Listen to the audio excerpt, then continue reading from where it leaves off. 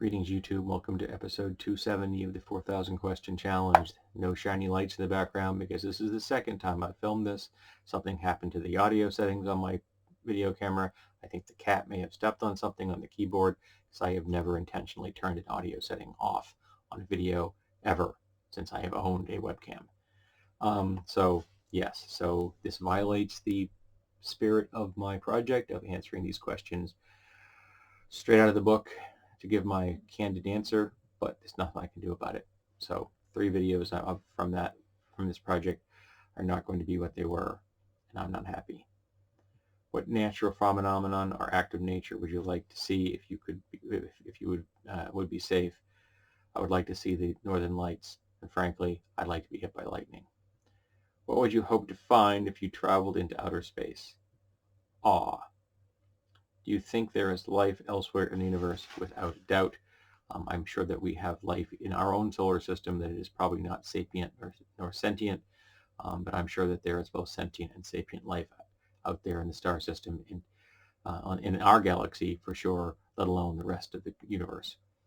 There are some 200 billion stars in our galaxy. There are some 200 billion galaxies, each with 200 billion stars. So yes, there's lots of life out there. We just will probably never get a chance to find it. Do you think genetically engineered foods are safe or dangerous? I think they're perfectly safe. I think all the hype about them is just that.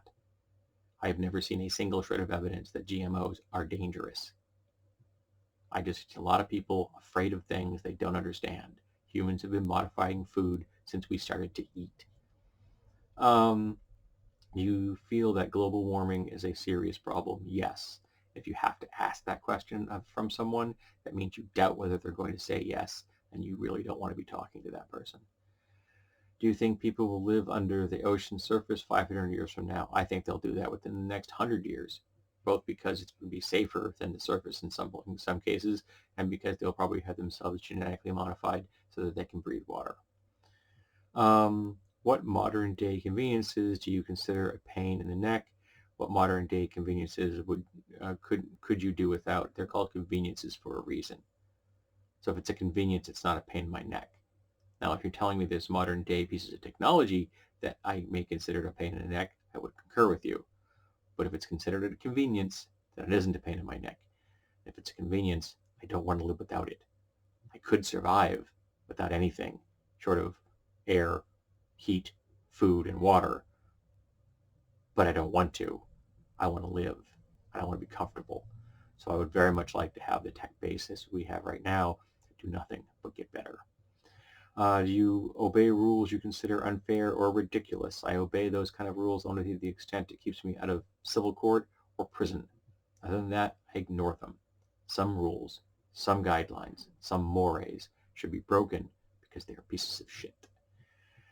Would you rather laugh or make others laugh? Life is not binary.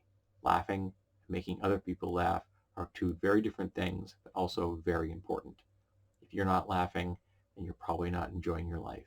If you're not helping to make other people laugh, you're probably not enjoying your life, and you're probably not healthy.